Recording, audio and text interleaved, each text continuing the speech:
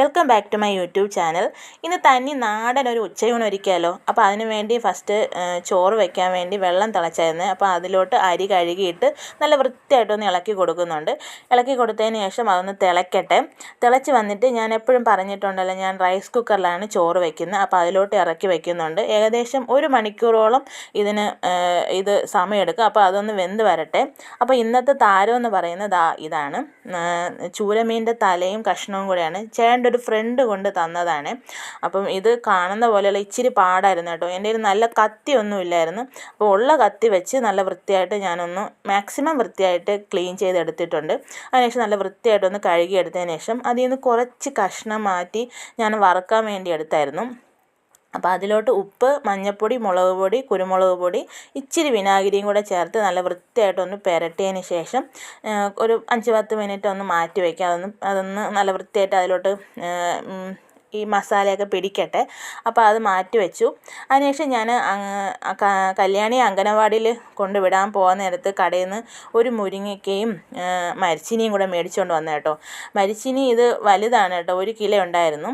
അതിനുശേഷം ഞാൻ തേങ്ങ തിരുവാൻ വേണ്ടി എടുത്തതും തേങ്ങയെല്ലാം കൂടെ കയണ്ട് വന്നായിരുന്നു കേട്ടോ. പിന്നെ അതെല്ലാം കട്ട് ചെയ്തെടുത്തു. അതിലോട്ട് ഒരു 4-5 കഷ്ണം ചെറിയ ഉള്ളി ചേർത്ത് കൊടുക്കുന്നുണ്ട്.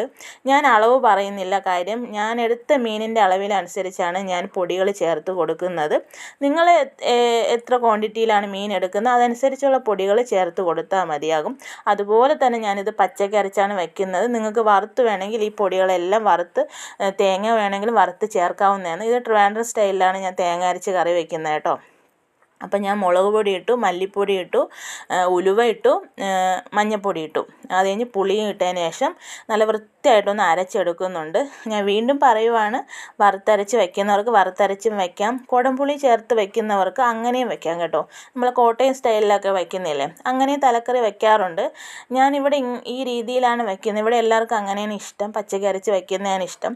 ഇതിപ്പോൾ എൻ്റെ അമ്മയാണ് കാണുന്നതെങ്കിൽ അമ്മ വഴക്ക് പറയും കേട്ടോ. കാര്യം അമ്മയ്ക്ക് എല്ലാം വറുത്തരച്ച് വയ്ക്കുന്നതാണ് കൂടുതൽ ഇഷ്ടം. ഇവിടെ ചേട്ടനെല്ലാം പച്ചക്കറി അരച്ച് വയ്ക്കുന്നതാണ് ഇഷ്ടം. എനിക്കും അങ്ങനെയാണ് ഇഷ്ടം. ഞാൻ എല്ലാം ഇല്ല, ചില മീനുകളിലൊക്കെ ഞാൻ വറുത്തരച്ച് വയ്ക്കാറുണ്ട്. വീഡിയോ എടുക്കുമ്പോഴൊക്കെ ചിലപ്പോൾ പച്ചക്കറി അരച്ചായിരിക്കും വയ്ക്കുന്നത്. അപ്പോൾ അമ്മ എപ്പോഴും വഴക്ക് പറയും, വറുത്തരച്ച് വയ്ക്കാത്തതെന്ന് ചോദിച്ച് വഴക്ക് പറയും കേട്ടോ. അപ്പോൾ ഞാൻ മീനൊന്ന് തിളച്ചപ്പോൾ ചുറ്റിക്കാൻ നോക്കിയപ്പോൾ ഇച്ചിരി വെയിറ്റ് കൂടുതലാണ് കേട്ടോ. ഇത് വലിയൊരു ചട്ടിയാണ്. ആറ്റുകാൽ പൊങ്കാലയ്ക്ക് അമ്മ എനിക്ക് വാങ്ങിച്ചു തന്നതാണ്. അപ്പോൾ എനിക്ക് വലിയ ചട്ടി വേണമെന്ന് പറഞ്ഞപ്പോൾ അമ്മ വാങ്ങി തന്നതാണ്. അപ്പോൾ ഞാനൊരു തവി എടുത്തിട്ട് നല്ല വൃത്തിയായിട്ടൊന്ന് പതുക്കെ ഒന്ന് ഇളക്കി കൊടുക്കുന്നുണ്ട്. അടുക്കി പിടിച്ചൊന്ന് നോക്കാൻ വേണ്ടി സെൻറ്ററിൽ ജസ്റ്റ് ഒന്ന് ഇളക്കി കൊടുക്കുന്നുണ്ട്. അതിന് ശേഷം ഞാനൊന്ന് തീ കുറച്ച് വെച്ചിട്ട് അടച്ച് ഒരു 10-20 മിനിറ്റ്, ഒരു 10-15 മിനിറ്റ് ഒന്ന് വേവിച്ചെടുക്കും. കാര്യം ഞാനത് തിള വന്നതിന് ശേഷമേ ഞാൻ അടച്ച് വെച്ച് വേവിക്കാറുള്ളൂ കേട്ടോ. ഞാൻ അങ്ങനെയാണ് ചെയ്യുന്നത്. ഓരോരുത്തരും ഓരോരോ രീതിയിലല്ലേ ചെയ്യുന്നത്. അപ്പോൾ ചിലർ ഫസ്റ്റിലേ അടച്ച് വെച്ച് തിള വന്നതിന് ശേഷം പിന്നെ തീ സിമ്മിലാക്കിയിട്ട് വീണ്ടും അടച്ച് വയ്ക്കും. ഞാൻ പക്ഷേ തിള വന്നതിന് ശേഷം ചുറ്റിച്ചിട്ട് അടച്ച് വെച്ച് കുക്ക് ചെയ്തെടുക്കും കേട്ടോ. അതിനുശേഷം ഞാൻ നമ്മുടെ പുരട്ടി വെച്ച മീൻ ഓരോന്നെടുത്തിട്ട് ഒന്ന് പൊരിക്കാൻ എടുക്കുവാണ് കേട്ടോ. എല്ലാം എടുത്ത് പൊരിക്കുന്നില്ല, കുറച്ച് കഷ്ണം ഞാൻ മാറ്റി വയ്ക്കുന്നുണ്ട് കേട്ടോ പിറ്റേ ദിവസത്തേക്ക്. അപ്പം നമ്മുടെ ഈ മസാല തേച്ച കഷ്ണങ്ങൾ നമ്മൾ ഒരു ടൈറ്റായിട്ടുള്ള പാത്രത്തിൽ വയ്ക്കുവാണെങ്കിൽ അതുപോലെ തന്നെ ഇരിക്കും. പക്ഷെ ഒരിക്കലും തുറന്ന് വയ്ക്കരുത്. തുറന്ന് വെച്ചാൽ അതിൻ്റെ മസാലയൊക്കെ ഒരുമാതിരി ഉണങ്ങിപ്പോയ പോലെ ഇരിക്കും. എനിക്ക് അനുഭവമുണ്ട്, ഞാൻ കണ്ടിട്ടുമുണ്ട്, അതുകൊണ്ടാണ് അങ്ങനെ പറഞ്ഞത് കേട്ടോ. അപ്പോൾ അത് കഴിഞ്ഞ് ഞാൻ മരിച്ചിനിയൊക്കെ നല്ല വൃത്തിയായിട്ട് തോലൊക്കെ കളഞ്ഞതിന് ശേഷം ഞാൻ ചെറുതായിട്ടൊന്ന് കട്ടിംഗ് ബോർഡിൽ വെച്ച് കട്ട് ചെയ്തെടുക്കും. എനിക്ക് കട്ടിംഗ് ബോർഡിൽ വെച്ച് കട്ട് ചെയ്യണേക്കാട്ടി കയ്യിൽ വെച്ച് കട്ട് ചെയ്യുന്നതാണ് കേട്ടോ കുറച്ച് ഈസി. പക്ഷേ എനിക്ക് കയ്യിൽ വയ്ക്കാൻ പറ്റുന്നില്ല, അത്രയ്ക്ക് വലുപ്പമുണ്ട്. അതുകൊണ്ട് ഞാൻ കട്ടിംഗ് ബോർഡിൻ്റെ സഹായം സ്വീകരിച്ചു. അതിനുശേഷം അപ്പോഴേക്കും മീനെല്ലാം വറുത്ത് വന്നായിരുന്നു. അതിനെ മാറ്റിയിട്ട് ആ സ്റ്റൗവിലോട്ട് ഞാൻ മരിച്ചിനി വെച്ച് കൊടുക്കുന്നുണ്ട് കേട്ടോ. ഇവിടെ ട്രിവാൻഡ്രത്തൊക്കെ മരിച്ചിനി എന്നാണ് പറയുന്നത്, കപ്പയെന്നും പറയും. കൂടുതലും മരിച്ചിനി എന്നാണ് പറയുന്നത്, അതുകൊണ്ടാണ് ഞാൻ അങ്ങനെ പറയുന്നത് കേട്ടോ. അതിനുശേഷം ഞാൻ അതൊന്ന് അടച്ച് വെച്ച് ഒന്ന് വേവിക്കാൻ വയ്ക്കുവാണ്. പെട്ടെന്ന് കുക്കായി കിട്ടും കേട്ടോ. ഇത് പെട്ടെന്ന് വേകുന്ന മരിച്ചിനിയാണ്. അതുപോലെ നല്ല ടേസ്റ്റുമായിട്ടുള്ള മരിച്ചിനിയാണ് കേട്ടോ. അതിനുശേഷം ഞാൻ മരിച്ചിനി വെന്ത് വന്നപ്പോൾ അതിലോട്ട് കറിവേപ്പില, വെളുത്തുള്ളി, ഉപ്പ്, ജീരകം, മഞ്ഞൾപ്പൊടി, മുളക് പൊടി. ഇത് നമ്മുടെ എടുക്കുന്ന കപ്പയ്ക്ക് അനുസരിച്ചുള്ള പൊടികൾ ചേർത്ത് കൊടുത്തതിന് ശേഷം ഇച്ചിരി പച്ച വെളിച്ചെണ്ണയും കൂടെ ചേർത്ത് കൊടുക്കണം കേട്ടോ. എൻ്റെ കയ്യിൽ ഇല്ലാത്തതുകൊണ്ട് ഞാൻ ചേർത്തില്ല. നല്ല വൃത്തിയായിട്ടൊന്ന് ഇളക്കിയെടുക്കുക. ഇവിടെ ചേട്ടനൊക്കെ നല്ല വെന്ത് നമ്മുടെ ഈ ചക്കപ്പുഴുക്ക് ഉണ്ടാക്കില്ലേ അതുപോലെ ആവുന്നതാണ് കേട്ടോ കൂടുതലിഷ്ടം. ഇന്നിപ്പം അപ്പവും കഴിക്കും. ഞാൻ വലിയ മരിച്ചീനി ഫാനൊന്നുമല്ല, കഴിക്കും എന്നല്ലാതെ എനിക്ക് വലിയ താല്പര്യമൊന്നുമില്ല. അതായത് കണ്ടോ, ഞാൻ ചക്ക പുഴുങ്ങുന്നത് പോലെയാണ് മരിച്ചിനി പുഴുങ്ങിയെടുത്തത്. അതിവിടെ എല്ലാവർക്കും അങ്ങനെ ഇഷ്ടമായതുകൊണ്ടാണ് കേട്ടോ.